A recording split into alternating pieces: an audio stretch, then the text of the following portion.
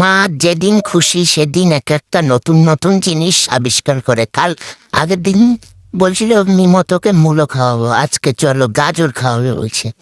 তো মা গাজরটা তুলছে, তোমরা দেখো গাজর।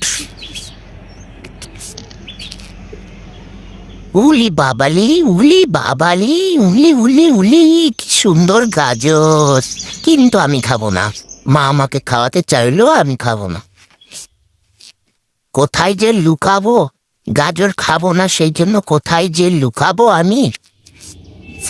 এই যে আসছে, মা আসছে গাজর নিয়ে। ভুলেও ভুল করো না, আমি কিন্তু র্যাবিট না, বুঝতে পেরেছ? আমি হলাম বিলাই মিমো। আমি গাজর খাই না আর খাবো না। যতই চেষ্টা করো আমাকে গাজর খাওয়ানো, তুমি কোথায় খরগোশ আছে তাই গিয়ে খুঁজে তাকে খাও মা।